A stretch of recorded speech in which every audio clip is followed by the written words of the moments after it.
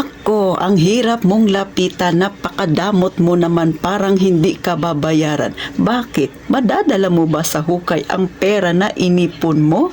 Sabi sa'yo ng kaibigan mong hindi mo pinautang. Kasi nga, dalang-dala ka na at nagising ka na sa katotohanan. O, yan ang topic natin ngayon, mga kasari. At syempre pa, bago magsimula si Titintin, huwag ka nang mahiya ha. Mag-subscribe ka na sa akin at mag-iwan ka ng bakas kung relate na relate ka sa aking sinasabi. Syempre, mag-like ka sa video na ito.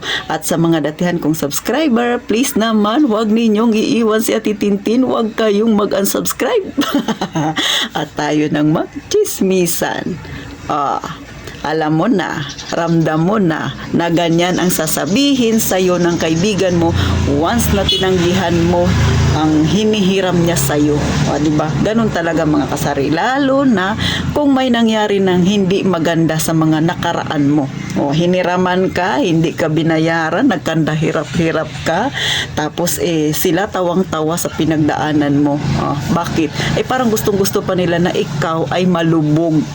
Tapos yung mga nangungutang sa'yo, ang dami ng hindi magandang salita na binibitawan. Minsan nagchichismis pa. Buti nga yan sa kanya. Kasi naman nung nanghiram ako, akala mo kung sino kung makapaningil sa akin. Ayan, na down na. Sabi pa ng mga Bisaya, gaba nga yan sa kanya. Hindi ko alam kung ano sa Tagalog yung gaba, mga kasari. Di ba? May words pang iba. Mirisi nga yan sa kanya. So, kung Bisaya ka, alam mo na yan, sisi, ha? Huwag nyo nang intindihin yung aking Tagalog at ang aking Bisaya. So, si Ate Tintin ay Bisaya. Pero totoo yan, mga kasari. May mga kaibigan tayo na ganyan makapagsalita sa atin. Pero, dahil nagsumikap ka, yung dating buhay mo na hindi kagandahan, ngayon ay mas maganda na. Umalwan ang buhay mo. Nagsikap ka. At eto na naman, syempre, yung mga kaibigan mo na nang down sa'yo dahil nakita nilang paghihirap mo. Pero mga ilang taon lang nakabangon ka. Ayan na, namamasyal na sa iyong tahanan. At syempre, super duper na naman siya kung makapagsalita ng magaganda sa'yo. Bakit? Inuuto ka na naman niya. Tapos lalapit na naman sa'yo, di ba? Ay, kumusta ka na? Oy, ang ganda na ng bahay mo. Dati ganito lang, di ba? Lugmok na lugmok ka. Ngayon ay nakabawi ka na, sisi. Ayan na. Kasi manghihiram na siya sa'yo. Alam mo, mga kasari, yung mga sinasabi nila na pag nanghihiram sa'yo, mga papuri na kung ano-ano sa'yo, kahit naman hindi totoo, di ba? Talaga naman, kulang na lang magpalakpak yung tainga mo dahil sa ganda ng sinasabi sa'yo. Alam mo yung mga yan, bunga lang yan ng pag-iisip nila para makahiram sila sa'yo ng pera. Kaya wag kang padadala. Kasi sa totoo lang, yung iba nating kasari, hindi natin masisisi kung maging madamot sila. Sabi ko nga sa nakaraan kong vlog, hindi masama ang maging madamot. Bakit? Minsan, nagiging madamot tayo sa kagagawan din nila. Diba? Lalo na yung mga naka-experience talaga na niloko sila. Yung nagtiwala sila noon, pinahiram, tapos hindi nagbayad. Malaking halaga. Tapos talagang lumubog ka dahil sa ginawa nila na yun. Pero ngayon na nakakabangon ka na unti-unti, nakikita na naman nila na maganda na naman ang pamumuhay mo. Eto na naman yan sila, nagbabalikan na naman sa'yo. Kala mo sila ay totoong kaibigan. Pero nung ikaw ay naghihirap, nasan sila? Pinagtatawanan ka nila. Kaya yung iba nating mga kasari ay talagang nagdadamot na. Dahil natuto sila sa naging experience nila sa mga past, diba? Which is totoo naman, mga kasari. Kapag naranasan mo yan, huwag na huwag mong hayaang mauulit-ulit yan sa'yo.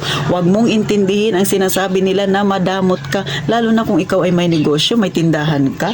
Diba? Nung una, nung may tindahan ka, lumubog ang tindahan mo dahil sa nagpapautang ka o halos naubos ang iyong paninda. Yung mga nangutang sa'yo na hindi nagsipagbayad, tuwang-tuwa pa sila, lalo na nung nakita nila na halos magsasara na ang iyong negosyo. Ngayon na nakabangon ka, eto na naman sila, lalapit-lapit na naman sila, nakita nila marami na namang laman ang negosyo mo. Kaya tuloy ito si Sisi, naging madamot na, naging prangka na. Ang sabi ng kaibigan niya, sakim na raw siya. Ano ngayon kung maging sakim ka, dahil din yan sa kagagawa nila. Kaya tama lang yan na minsan magkaroon ka ng boundary ukol sa mga kaibigan mo. Kasi minsan, yan ang humihila sa'yo pababa. Yan ang tumutulong sa'yo para ang iyong negosyo ay mabangkarote. Relate ka ba, Sisi? So, sa mga kaibigan ko dyan, sa mga besyo ko dyan, na mga may sari-sari store, may negosyo at kahit ano pang negosyo mo na naka-experience ng hirap ng buhay dahil dati maganda ang buhay mo, tapos inutangan ka ng inutangan pero hindi ka binayara, tapos lumubog ka. Ngayon na nakikita na nila na unti-unti ka namang bumabangon, matuto ka sa pagkakamali mo. Huwag mong hahayaan na muling manumbalik yung dating ginawa nila sa'yo at lumubog ka. Mga kasari, bakit? Baka sa pangalawang paglubog mo, baka hindi ka na makabangon. Kaya yung pagkakataon na yan, na medyo gumanda na ang buhay mo, huwag mong hahayaan na sisirain ng iba. Huwag mong hahayaan na sila ay manipulahin ka. Kahit na kung ano pang sabihin nila na masasakit na salita sa'yo, kesyo mahirap kang lapitan, kesyo madamot ka na, dati hindi ka naman ganyan, kesyo hindi mo naman madadala sa hukay ang pera mo pag namatay ka. Ano nga yun? Ang mahalaga, wala kang pinipirwisyong tao.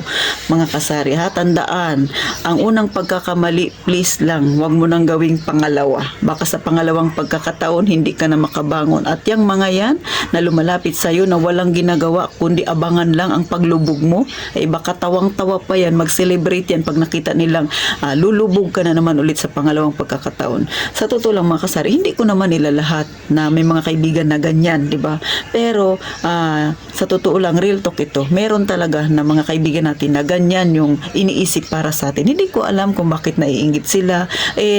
Yung mga narating mo naman ay pinaghirapan mo yan. Kaya mga kasari, pag-ingatan lagi ang ating pera, ang ating ipon na pinaghirapan mo, pinagpawisan mo, dugot, pawis, luha, nagkanda, hirap ka dyan para makapag-ipon ka. Huwag mong hayaan sa isang iglap lang mawala sa'yo. Dahil yan, ang ipon natin ay mayroon niyang pinaglalaanan. Darating ang panahon, makakapagpahinga rin tayo sa hirap na naranasan natin. Siyempre, yan yung magiging pinakamasarap na pangyayari sa ating buhay. Nung nag-umpisa tayo ay naghirap tayo, pagka nagkaedad na tayo medyo mag-relax na tayo mga kasari. Kasi hindi naman habang buhay tayo ay malakas, tayo ay bata. Kaya hanggang kaya pa nating mag-ipon, hanggat may lakas pa tayo, mag-ipon at huwag padadala sa mga kaibigan na ganyan ang pag-iisip.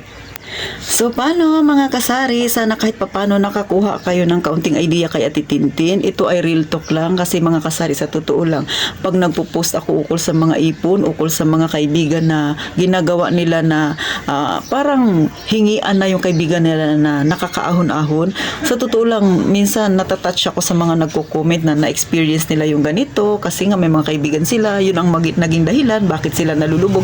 So marami po yung ganitong ang nakaka-relate talaga sila. Kaya mga kasari, sa mga hindi pa nakakaranas ng ganitong sitwasyon, huwag ninyong subukan. Baka yung experience ng iba na lumubog tapos nakaahon, baka pag ikaw naman na nakaranas niyan ay hindi ka makaahon. So napakahirap Kaya mag-iingat tayong lagi, lalo na sa ating mga kaibigan. So paano mga kasari Huwag kakalimutan, mag-subscribe ka na kay Ate Tintin para tuloy-tuloy ang ating chismisan.